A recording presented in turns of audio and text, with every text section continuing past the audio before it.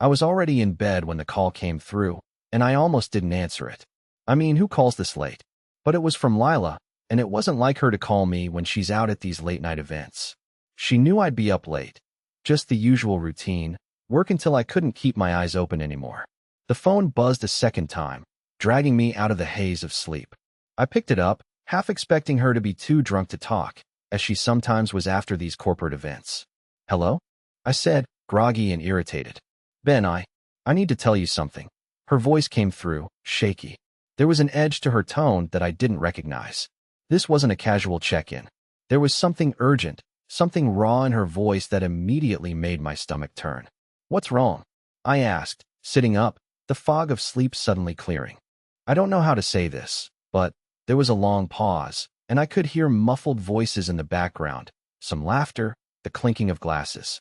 The party must have still been in full swing, but it didn't sound like Lila was in the middle of a celebration. It sounded like she was hiding. "Lila, what's going on?" I asked, my concern deepening. She exhaled loudly. I don't think I can do this anymore."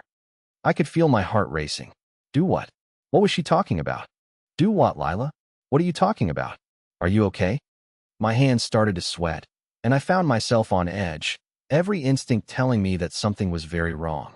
I don't know what I'm doing anymore," she said, almost choking on the words. I don't want to be here anymore. I don't want to be at this place, with these people, and I don't know how to get out of it." "What do you mean?" I was desperate now. "What's going on, Lila?" But before she could answer, I heard something. Something I shouldn't have heard. "Lila." A man's voice cut through the phone. It was deep, assertive, almost commanding. I froze. The voice was unfamiliar, but I knew instantly it was a man, someone close. The way Lila had gone silent for a split second, as if she didn't want him to know she was on the phone with me, sent a chill down my spine. "Is everything all right, sweetheart?" the man asked. It wasn't a question. It was more like a statement, an implication, and it struck me like a physical blow. I could hear her try to cover it up, but her voice betrayed her. "Yeah, everything's fine. It's just Ben. He's a little worried." She paused, and I could practically hear her smile through the phone. "I'll be fine. I'll be there soon." There was another long pause before the man spoke again. "I thought I told you to relax. Let go for once, Lila. You've been keeping your distance all night. Come back to the suite when you're done with him." My heart sank. I was hearing everything clearly now. The words, the tone, the way Lila responded, like she was caught in something she didn't want me to know about. "I'll be there soon. Just give me a second." "Okay," she said, and I could tell she was trying to pull herself together. But it was too late. It wasn't just what was being said, it was how it was being said. There was an intimacy to it, a familiarity that made my skin crawl. I didn't say anything at first. I just sat there, staring at the screen of my phone, trying to process the words that had just slipped through the cracks of a conversation I was never supposed to hear. The last thing I expected was to hear her with someone else, let alone some man telling her to meet him in a suite. She's been lying to me, I thought. She's been hiding this from me. I wanted to yell at her, demand answers right then and there, but I couldn't bring myself to. I just stayed there, paralyzed by the realization that everything I thought I knew about my wife, everything I thought I had, was slipping through my fingers. I waited for her to speak, to give me some sort of explanation. But instead, I heard her sigh and then say, "All right, I'll see you in a bit." She ended the call without another word. Just like that. Like nothing had happened. But something had happened. Something I couldn't ignore. I wanted to call her back, to demand she explain what I had just heard. But I didn't. Instead, I sat in silence, the quiet of the room pressing down on me. And I knew, deep down, that whatever this was, whatever she was involved in, it wasn't just a misunderstanding. It wasn't just some innocent conversation. I had to find out who this man was. I had to know what was going on. And so began the unraveling of everything I thought I knew. I didn't know what to do with myself after the call ended. My phone felt heavy in my hand, like it was the only thing holding me up. I didn't want to believe what I had heard, but I couldn't shake it. Her voice, the man's voice, the way they spoke to each other, it wasn't right. It wasn't normal. I sat there for a while, staring at the phone screen, hoping she'd call back, hoping she'd explain. But she didn't. Not that night, not the next day, not even the day after that. She was too busy, too wrapped up in whatever she had going on. I tried to go on with my day-to-day routine, but everything felt off. The silence between us felt heavier than it ever had before. I tried to distract myself. I worked longer hours. I watched TV until my eyes felt sore. But no matter what I did, the thought of her with someone else, with him, kept coming back. I couldn't push it away, and that made me feel sick. After a few days of silence, I finally decided to take matters into my own hands. I couldn't keep waiting around, pretending I didn't know what was happening. I had to know the truth. I started by looking through her things. I felt disgusting doing it, like I was violating some unspoken rule of our marriage. But the need to know, the need to understand, was stronger than the guilt. I checked her phone, but she had set a password on it, one I didn't know. I checked her computer, but she had logged out of everything. It was like she knew I might do this, like she was already anticipating my every move. But then I found something. Tucked away in the back of the drawer, buried beneath a pile of receipts and old paperwork, was a small, black notebook. It was nothing special at first glance. No cover, no markings, just a plain notebook. But when I flipped it open, I saw something that made my blood run cold. It wasn't a journal, but something more like a planner. And on one of the pages, there it was, his name. Jonah, the man I had heard on the phone. But there was more. There were dates, times, and locations written down. 8 p.m., Suite 12. Jonah. Another entry. Meeting at 9 o'clock, Room 14, Jonah. It wasn't just a few casual notes. This was a record of their meetings. I felt a mix of rage and betrayal bubble up inside me. How long had this been going on? Was this why she'd been so distant lately? Was she really seeing him behind my back? My head was spinning, and the room felt smaller, suffocating. I needed answers, and I needed them now. Without thinking, I grabbed my coat and headed out the door. I wasn't sure where I was going at first, but I knew I couldn't just sit there and wonder anymore. I had to confront her, confront him, whatever it took to get to the truth. As I drove, my mind raced. What would I say to her? How could I even look her in the eye after everything I had discovered? How could I confront her about something so personal, so violating? But by the time I reached the hotel where Jonah's name had appeared in the notebook, I didn't care about any of that. I had to know. I parked in the lot and sat there for a few minutes, my hands gripping the steering wheel. I could feel my heart pounding in my chest, like it was about to burst. I stepped out of the car and walked toward the entrance. The lobby was quiet, and I could feel every eye on me as I walked past. I didn't belong here. I didn't belong in this world where lies were being exchanged like casual conversation. I found the elevator and pressed the button for the top floor. The elevator hummed as it ascended, the silence between each floor almost unbearable.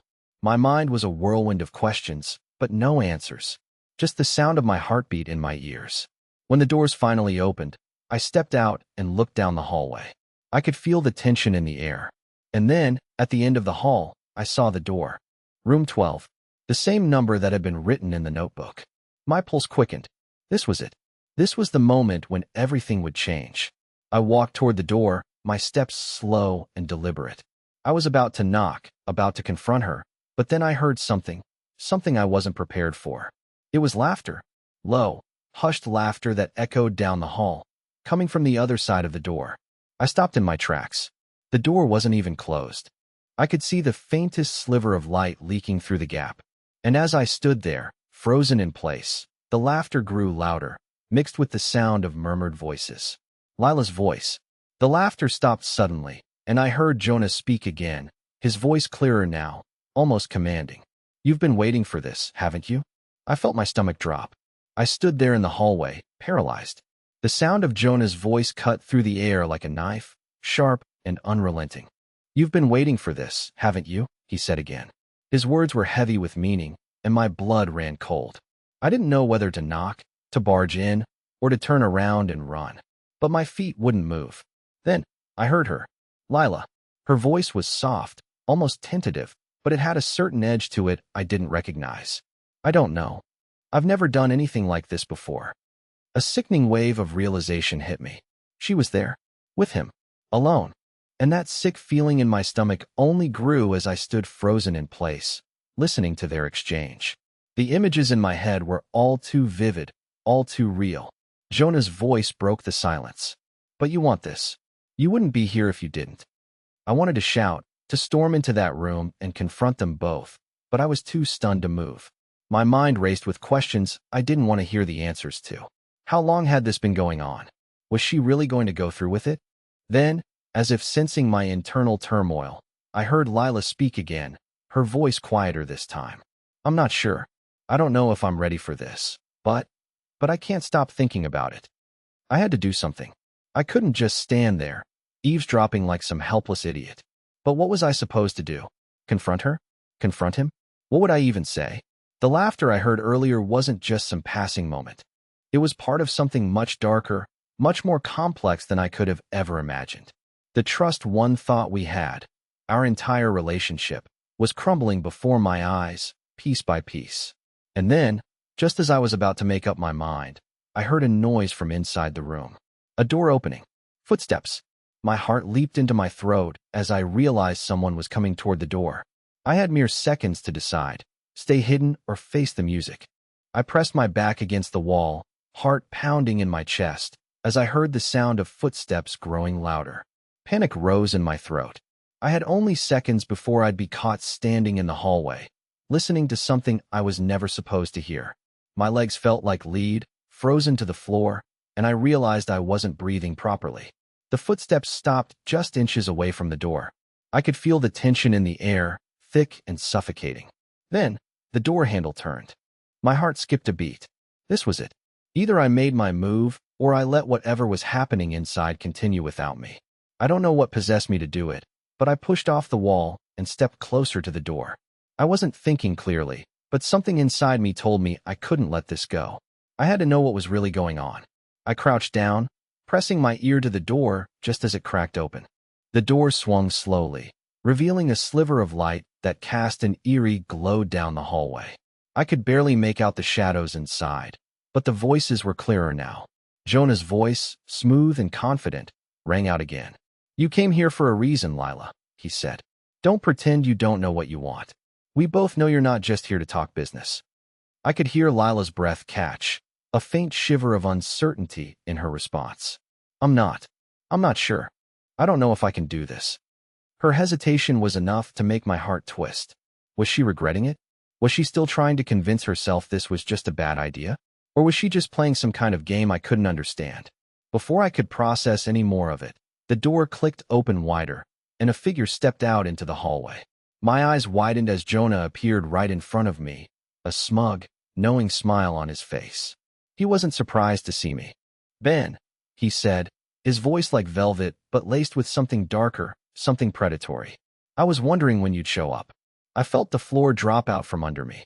My throat went dry, and I wanted to scream, but I couldn't. All I could do was stand there, staring at him, my body frozen. He wasn't surprised. He knew I would eventually come looking for answers. He leaned in closer, his eyes glinting with something I couldn't quite place. "You really shouldn't have listened in, you know. Some things are better left unknown." I took a step back, shaking my head in disbelief. "What the hell is going on, Jonah? What is this?" My voice barely sounded like my own. It was laced with anger and confusion, and the words felt foreign in my mouth. Jonah smirked. "Don't act like you didn't already know, Ben. You've seen the signs. You felt the distance between you and Lila. She's been changing, hasn't she? I've just been giving her what you couldn't." His words hit like a punch to the gut. Every word was a confirmation of the fear I had buried deep inside me. He was right. I had seen the signs.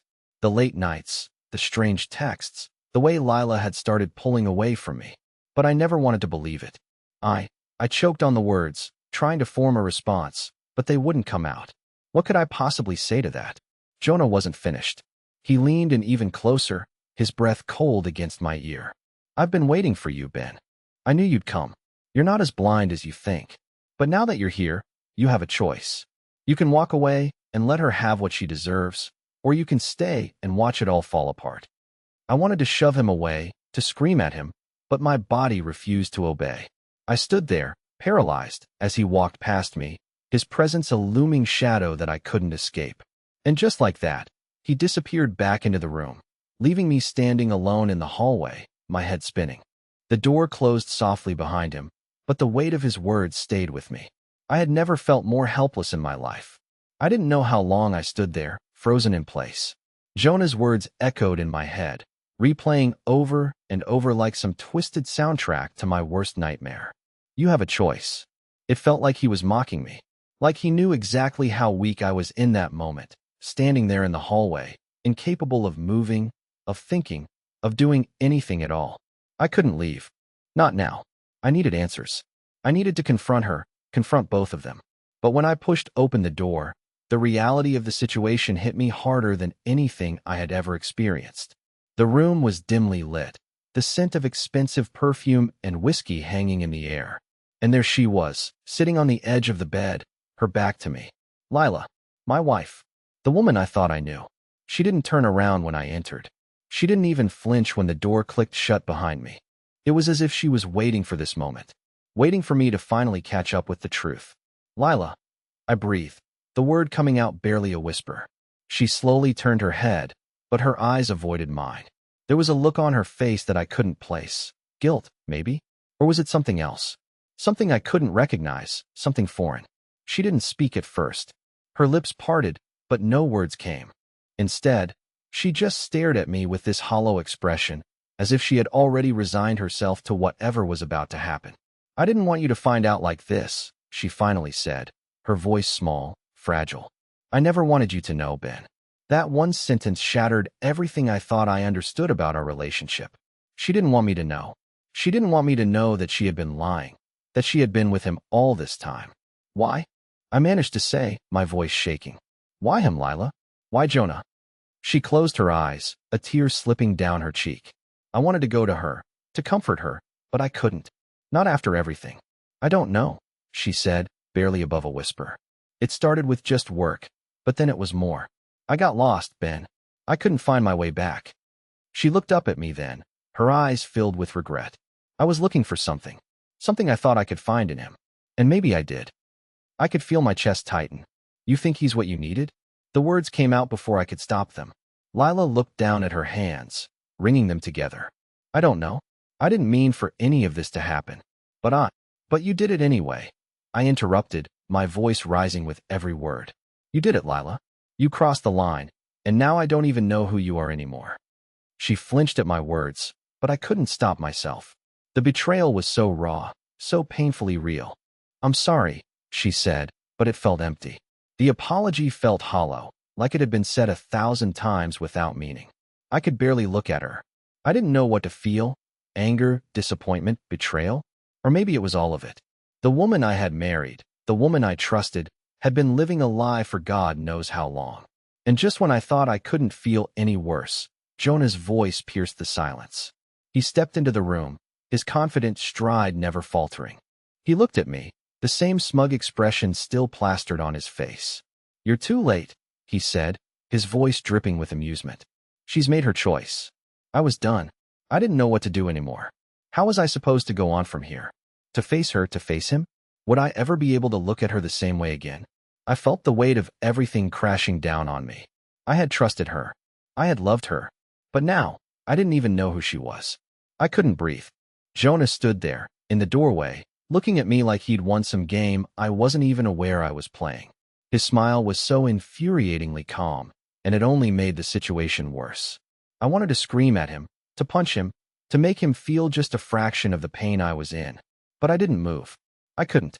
Lila hadn't said a word since Jonah entered. She just sat there, her face pale, her eyes downcast. The air between us was thick with the weight of everything unspoken. There were no apologies, no explanations, no excuses. Just the silence that hung like a curtain between us. I didn't think you'd show up, Jonah said, his voice smooth, almost too casual. But then again, I knew you'd find out sooner or later. She's been keeping secrets from you for months, hasn't she? I wanted to deny it. I wanted to believe there was still some mistake, some misunderstanding. But I couldn't. The notebook, the late nights, the secrecy, it all pointed to the same truth. Lila had been hiding something from me, something that had consumed her, something I could never compete with. I told you, Ben, Jonah continued, stepping closer, his eyes glinting with something dark. She's made her choice. And now, there's nothing you can do about it. My body stiffened, and I shot him a look that could have cut through steel. What the hell do you want from me? My voice was hoarse, raw with emotion. Jonah smiled, The kind of smile you give when you know you've already won. I don't want anything from you. I just want you to understand that this was never about you. This was about her. I could barely look at him, but my gaze shifted to Lila. She was still sitting there, not looking at me, but not looking at him either. The guilt in her eyes was almost unbearable. She had let this happen. She had let this, whatever it was, spiral out of control. Lila, I whispered her name, as if saying it could somehow change everything. What happened to us? What happened to this? I gestured around the room, to the bed, to the silence that had consumed us. Her eyes met mine then, and for a brief moment, I saw something in her, a glimpse of the woman I thought I knew. But it was gone in an instant. She looked away quickly, and the emptiness returned. I don't know, Ben, she said softly, her voice breaking. I never wanted to hurt you. I didn't want it to go this far, but She trailed off, unable to finish. I stood there stunned. The words she'd left unspoken stung more than anything she could have said. She didn't want to hurt me, but she had. And she didn't even have the courage to face it. Jonah's hand found its way to her shoulder, a gesture so casual it made my stomach turn. Don't worry, Ben, he said, almost patronizingly. She'll be fine. You, on the other hand, well, you've got a choice to make now. My heart pounded in my chest, and for the first time, I realized he was right. I had a choice. But what was the point of choosing anymore? What was left to fight for? I'm leaving, I said, my voice barely a whisper but firm. I couldn't stand to be in that room anymore. The lies, the betrayal, it was all too much. But as I turned to leave, Lila's voice stopped me. Ben, please. She sounded desperate now, like she was holding on to the last thread of hope that I'd stay, that I'd forgive her. But I couldn't. I couldn't pretend that everything was okay when nothing was. I took one last look at her, at the woman I loved, at the woman who had shattered my trust, and I walked out the door. And as I stepped into the hallway, I knew one thing for certain. Nothing would ever be the same again. I didn't look back as I walked down the hallway. Every step felt heavier than the last, as if the weight of everything I had just learned was settling onto my shoulders. My mind was a whirlwind, a storm of confusion and rage and disbelief. How could I not have seen it? How could I have been so blind? The elevator felt like it took forever to arrive. Each second stretched longer, the anticipation building inside me. As the doors finally opened, I stepped inside and pressed the button for the ground floor, my fingers trembling slightly. I could still hear Jonah's smug voice in my head, the way he'd spoken to me, like I was nothing, like I was the one who had lost. But I couldn't let him win. Not like this. I needed to be alone. I needed space to think, to process. The elevator ride seemed like a lifetime. When it finally reached the lobby, I walked out without even looking at the front desk. I just wanted to get out of there. I needed to be somewhere else, anywhere but there. The cool night air hit me as I stepped outside. I breathed it in, hoping it would clear my mind, but it only made everything feel more real. The car was parked a few yards away, and as I walked toward it, I couldn't stop my thoughts from racing. What was I supposed to do now? How was I supposed to just move on from this? I got into the car, slammed the door shut, and put the key in the ignition, my hands shaking. But then my phone buzzed. I glanced down, half expecting it to be Lila. Maybe an apology. Maybe some last-ditch attempt to explain herself. It wasn't her. It was a message from Jonah. Don't think you can just walk away, Ben. This isn't over. Not yet. A chill ran down my spine. What did that mean? Was he threatening me? Or was this some twisted game he was playing, trying to push me further into a corner? Either way, I wasn't going to let him control me. But still, something gnawed at me. The way he had spoken, so confident, so certain. It made me question everything. Did he have some kind of hold on Lila? Was this more than just an affair? I shook my head, trying to clear my thoughts. I didn't have the answers yet, but I was going to find them. I wasn't going to let this go. Not when everything I had ever known was at stake. As I started the car and drove away, I knew one thing for sure. I couldn't go back to my old life. Not without the truth. And I was going to get it, no matter what it took. The days after that night were a blur. I didn't know what I was looking for anymore. Answers? Closure? Or maybe just a sense of peace that I had lost somewhere along the way. I couldn't escape the images of Lila and Jonah, their words still haunting me, like a shadow that I couldn't outrun. But slowly, something shifted. I spent a lot of time thinking, a lot of time reflecting. There were moments of anger, of disbelief, but eventually, I came to understand that the pain wasn't coming from Jonah. It wasn't even really coming from Lila, though she had hurt me. The pain was coming from my own fears, the fear of not being enough, the fear of losing someone I had trusted, the fear of everything falling apart. But somewhere in that chaos, I realized something important. I didn't need to let it define me. I didn't need to let their actions dictate my life. I could choose to move forward. I could choose to heal. It wasn't easy. It wasn't an overnight transformation. But with time, I learned that the most important thing wasn't the betrayal. It was how I responded to it. How I chose to rebuild my life, whether with or without Lila. A week later, I found myself standing at her door, my heart still heavy but clear. I had no idea what would happen when I walked in, but I knew one thing. I had taken back control. When Lila opened the door, she looked surprised, maybe even nervous. Her eyes were red, like she had been crying, but she didn't try to hide it. She was vulnerable, and for the first time in a long time, so was I. "I know I can't take back what happened," she said before I could speak. "But I want you to know that I'm truly sorry. I never wanted to hurt you, Ben." I nodded slowly. "I know, but we both made mistakes." There was a long pause, and then I spoke again, my voice steady but kind. "I can't change what happened, and neither can you. But I've been thinking about what I want, and I want to move forward. Maybe not together, but at least on our own terms." Lila's eyes softened. "Do you think there's still a chance for us?" I smiled, not with all the answers, but with a sense of peace I hadn't felt in a long time. "I don't know, but I do know this. We both have to heal. And that starts with being honest with ourselves." We stood there, both of us silent for a moment. But this time, the silence didn't feel suffocating. It felt like a beginning, not an end. I turned to leave, but as I walked away, I felt something I hadn't felt in a long time: hope.